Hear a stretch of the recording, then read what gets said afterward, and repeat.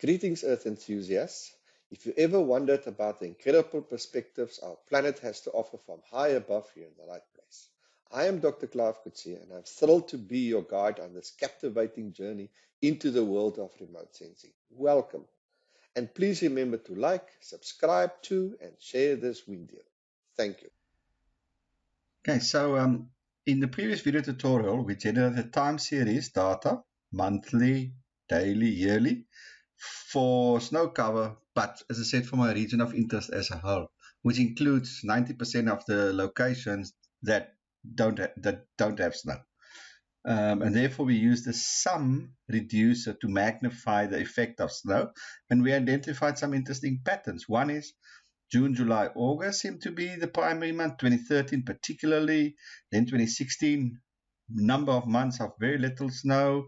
There seems to be totally random. There don't seem to be seasonal pattern, etc., etc., etc. So we did that for our region of interest. But what I want to do now is to generate locations, regions of interest, or training samples or training points within my region of interest, and then generate the data for those points.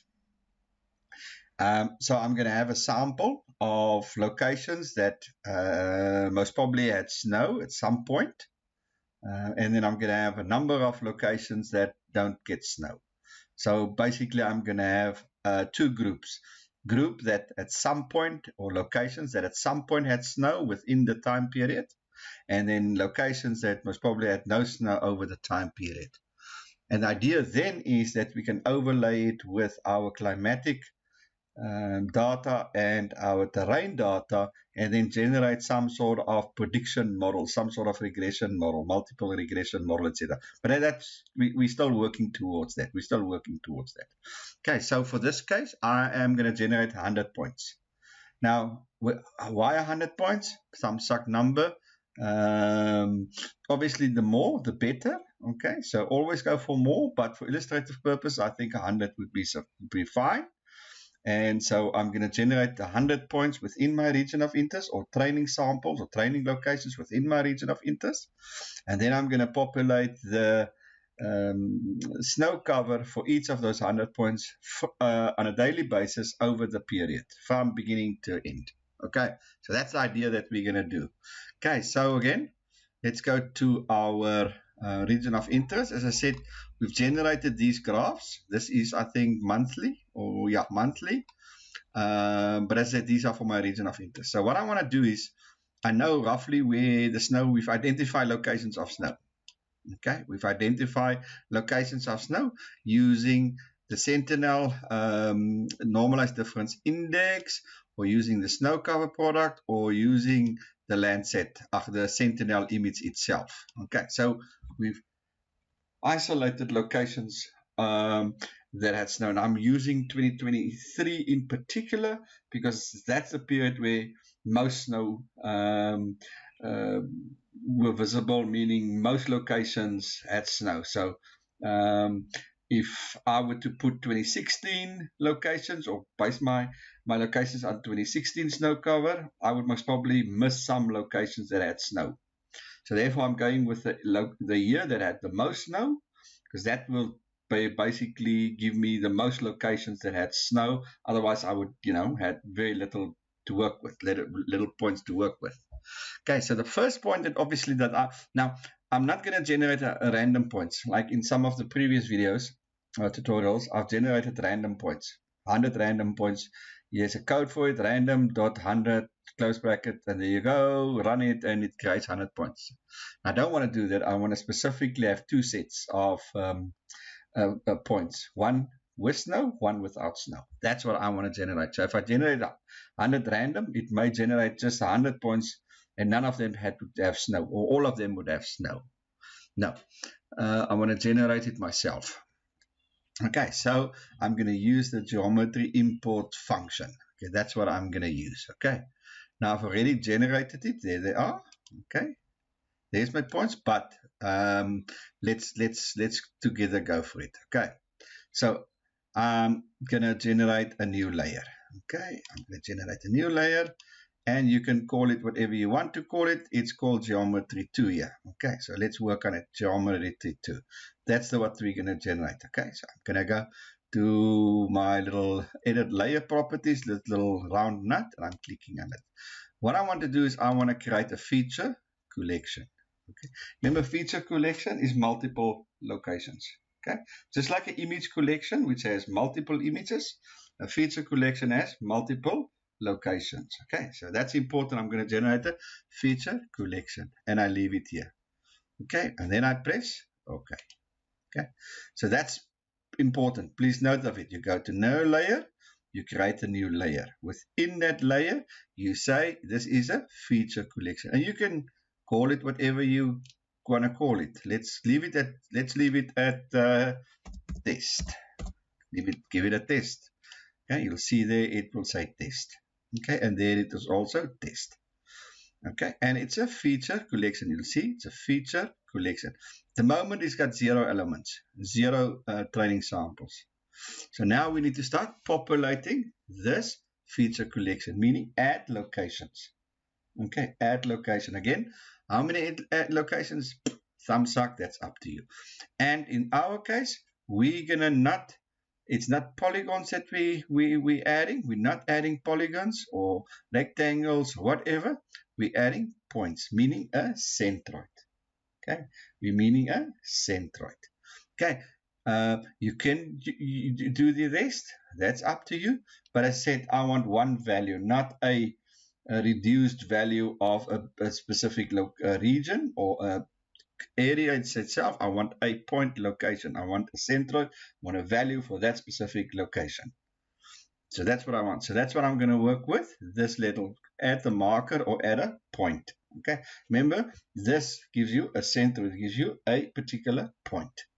Okay. So I'm going to go to my geometry imports function. I'm going to click on new layer, and I'm going to click on this nut. I will give it a name, and I'll give it a feature collection. And I press OK. Now I can start adding my locations. So obviously, first of all, what I want to do is add locations where I knew had snow. Okay, so this is why this is important, this layer here. So I'm going to switch between the snow cover layer, because that gives me identification where snow is. And then to pinpoint my location, I'm going to use the sentinel image. Okay, so I know there is snow around here. That is what the snow cover indicates. So I'm going to drill in.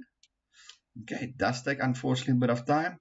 So I'm going to drill in. You see there, we're starting to get our locations according to the snow cover index where there may be snow. So there's snow. You can see there's that snow there. So let's drill in. Remember, you have to be very, very accurate with your point, with your centroid. Otherwise, you're going to think you put it where snow is. Meantime, you put it just next to it or left, because it's very, very finite. Okay, so there you can see there's some snow here. Yeah, some snow there.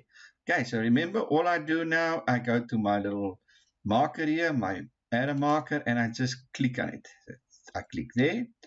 There's a point. See there? There's a point there. I'm going to click on that one there. There's a point there. I'm going to click on that point. Now, you need to actually zoom in to make sure you're on the dot. That seems to a little bit out of it. There we go there. There seems to be somewhere there. You see what I'm doing? I'm just clicking on these points. There's a point there. And you have to be fairly accurate. Okay, you have to be fairly accurate with your location. So I've added a couple of points there. Those are all snow. Let me go out again. I find another location which had snow. Let's have a look. There's a big location there that had snow. I can almost see that. Okay, that's the one with the blue snow. We want that place. We want that place. We want that place. Okay, there we go. You can see we can add a number of training samples here. 1, 2, 3, 4. I can zoom in to make it even better. 5. I want this blue. 6, 7, 8. 9, 10, 11, 12, 13, 14, and so forth, and so forth, and so forth. 15. I think you get the idea. And then obviously I can find more locations. You want to make it as random as possible. So not everything at a particular place. So let's have a look and see where else can we go. There's some, there's places there, there's places there. Let's have a look and see what we get here. See what snow we get here. It indicated some location here. Let's have a look and see. There's some snow here. So let's zoom in a bit. And so we just continue with our snow, adding training samples to our snow. These are all peaks. That's perfect. So I'll just add. Okay, but I think you get the idea. Okay, so we're now standing, it keeps on counting. We're counting at 26. Now there's some locations where I've missed, obviously. So let's see where we can add more. And let's get that. There's some locations there. There's some locations there. There's nothing around here. So most of our snow cover locations would be around this place. Okay, so now that I've done all my snow cover, and I think another 20 or 30 would be fine. So let's see if we can get to 50. Then you can. Now I'm just going to press any place, random, absolute random. Okay, I'm just pressing absolute random. No science to this, just random. I'm just adding. I'm 44. I'm just adding places where I know it would most probably not have snowed.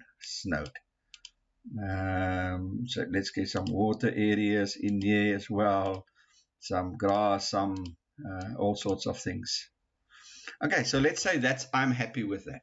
Let's say that goes, I've gone 56, but half is locations that had snow, half is locations that don't have snow. And you'll see there it's now called a feature collection. Okay, so in this feature collection, if I press there, it says there's my features. It has 56 features, and you'll see each of these features. If I press there, it would have a centroid. It would have a lat and a long, a lat and a long. It has an ID. Now this is important. Each feature has an ID. Remember this. Each feature has an ID, and then it has a lat and a long. So it's got two properties. It's got a ID property, and it's got a lat and long property. Okay, you see there's ID 1, so that's feature 0, that's feature 1. It has a lat and a long. There's ID 2, so each of these locations has an ID 1 to 56. I go to the last one, so if I go to the last one, it would have a ID of 55. Okay, so starts from 0 to 55, meaning there's 56 points. So each one has an ID, has a unique number, which is just a number from 1 to whatever, and it has a unique centroid or lat and a long. Okay, so that's important to remember. Okay, so let's close this. Now what we now need within this is we need another column. We need one more column. You see it's got a system index, which is the date, but we need one more column. So what I need to do is I need to make another column.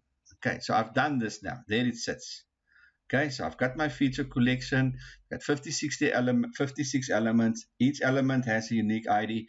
Each element has a lat and a long. Half of them roughly is locations that were snow. Other half is locations that most probably never had snow. Okay, so I've got a 50-50 sample. Okay, remember more is better. But you can go up to thousands, but I mean that's pointless a little bit. So to use common sense.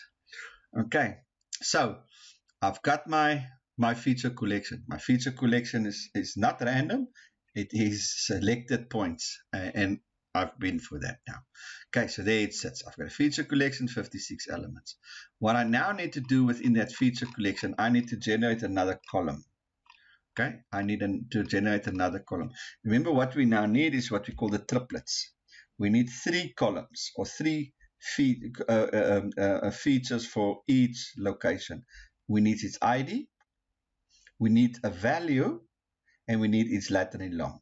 So at the moment, we've got its ID, meaning whether it's feature, whether it's location 1, 2, 3, 4, 5, 6, whatever. And we've got its lat and long. But what we don't have is that feature snow cover. So that's why we need to create an extra column. That extra column is where Earth, the platform, will generate its snow cover. Okay, so at the moment, if we go up, just go back again to the feature collection, you'll see it's got a column. Okay, it's got it's got features. It's got a ID and it's got the lat and long. So it's got two features. It's got two, call it unique identifications. It's got an ID which is 1 to 56 or 0 to 55. But we need a column. And that column, is a set, is where we're going to generate its snow cover. Okay, so first thing what we need to generate that column, and we've done that in tutorial 55, I think.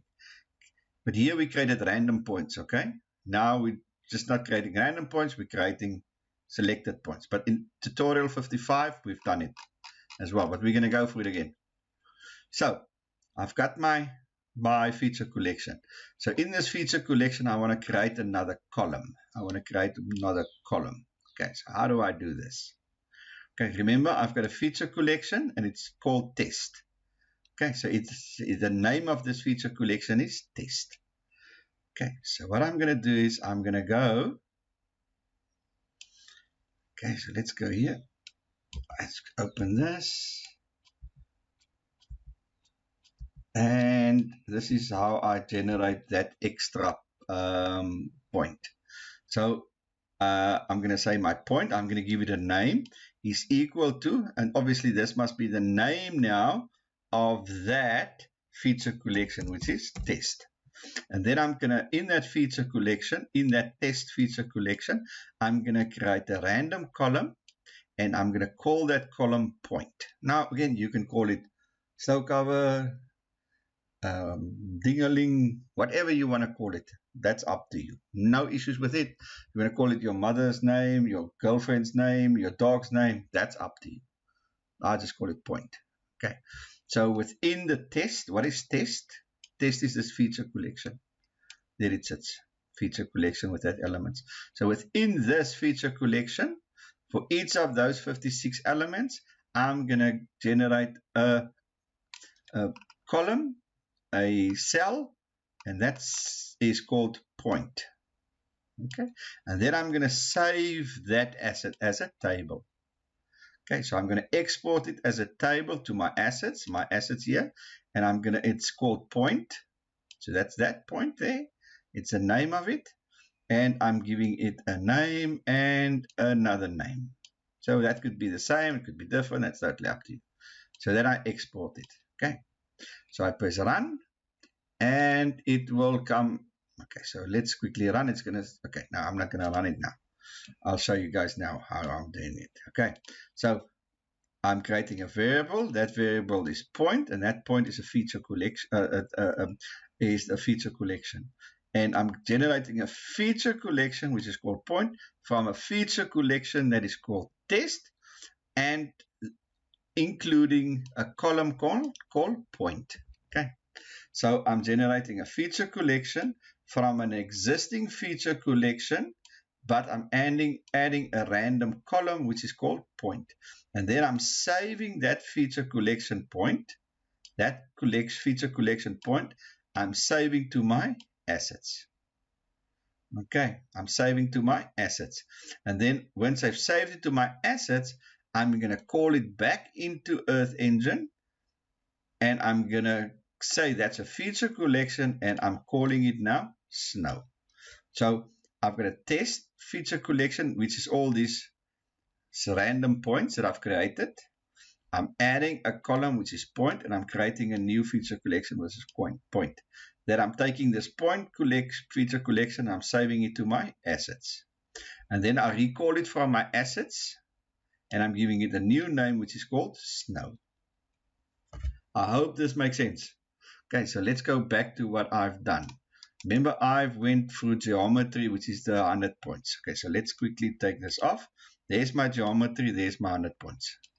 Exactly what I've done now. Okay, so there's my 100 points. You'll see there's a number of points that's within the snow area. You can see that one there, this one there. And then I've created this other 100 points. Okay. Okay. Oops. Okay, so there they are. Okay, and I called it geometry. You see, it's called geometry. It's got 100 elements. Okay, open it if you want to see, have a look at it. It's got 100 elements. There's all the features, and each feature has an ID and it's Latin long. Okay, same as what we've done now, nothing different. So then I created this column. I generated additional column. So let's go, and it was called geometry. Geometry. And in it, I create a point. I create my point, new point feature collection, and then I save it as snow cover. Okay. And once I do this, it will come and sit here. There it sits. You see, snow cover. And then you basically just click run. Okay. I'm not going to do it. See, sorry. There's no cover points. Okay, there it sits. You can see it's like a little table. You can see that. It's a little table. These are images, and this is a table, which is this one here. So it comes to task, and then you just click run. Okay, so it will be an unsubmitted task. It will sit there like these ones. You click run, and then eventually it will be finished, and it will come and be it's submitted and finished. Then you go into your assets. You click refresh. And then you go alphabetically down this list. And what would you know? It sits, there it sits, snow cover. Now, if I click on snow cover, I'm not adding it yet in. I just click on snow cover points. Remember, that's the one that's generated there, which is this one here. Let's click on it, snow cover points. If I go into elements, you can see there is the point. And it's got a value. Okay, it's got, so this is what we've generated now at this point here. This is what we've generated. And I then, as I said, I bring it into my script using this little button here. I import it into my script, and there it sits. Okay, snow cover points. Okay, and it's called table. Now I get its ID. There it sits, its ID. I copy this. Okay, and I go and paste it into my script, and I give it another name. So there it is. So I'll just paste it in there. See there, and I say that's a feature collection, and I give it a name, which is snow. Now the snow is the original one, all these ones, except it has that column. Okay, so the snow one here is a feature collection that's based on the original feature collection of all these 100 points that you've created, but with an added column. That's the only difference. And then you do exactly what we've done in 55. And we create our image collection. There's our image collection from the date to the end date, and it's mapped for my region of interest. And we're looking at the bands. I'm not reducing it, nothing. Then obviously here, I am creating my start and end date. And in this case, it takes the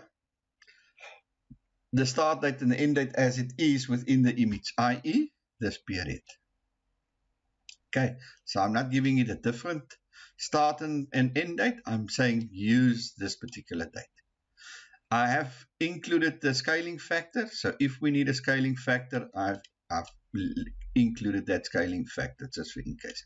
You'll see that's the variable there, which is basically this image collection for this period clipped on snow cover, and I apply a scaling factor of 1, which is if there's a scaling factor, and obviously I generate its start date and end date, and I call it scaled IR. So the scaled IR is my image collection, just basically saying that start date and end date is defined there. And then I go through the process of my triplets, Okay, you guys can go for, again, the scaling factor, keep the scaling factor. Remember, this is important. Okay, so the scaling factor starts with my image collection, which is that image collection. Okay, so that scaled IR is that place there. It starts with the image collection. Okay, then I reduce it for my regions. And what regions? I'm reducing it for my snow regions. That's my feature collection snow. Remember, that's my feature collection snow. So I'm taking this image collection and I'm reducing it for my 100 locations. And I'm reducing it using the sum and for the band, for the specific band. Okay, so that's important. Now you guys can go for it. This is just setting up the spreadsheet itself, the rows and the columns, because remember, this is going to be 100 points for daily data. So that's going to be a lot. Okay, so you guys can write for it. And this is important. Here we're giving the triplets. There's the triplets. So that is that point column that we've created. There it sits. Now that's important. That's where we're going to put the data now. And obviously that's the image ID. That's the ID of the images. Remember, 0, 1, 2, 3, 4, 5. So for each of these images, it's going to give a value. And the value will be under point. That's very important. Okay. So this point is the column that we've created. Without that, we stuffed. And then we just export it as a CSV. We export it as a CSV. Okay, so let's quickly have a look and see. Remember, we've got a couple of places where we print. So first of all, we print here, where we just want to print the triplets. We want to print the triplets itself. And so there it sits. And you see there's the triplets. The snow cover is 0. The image ID is the date. And then the point there is 079.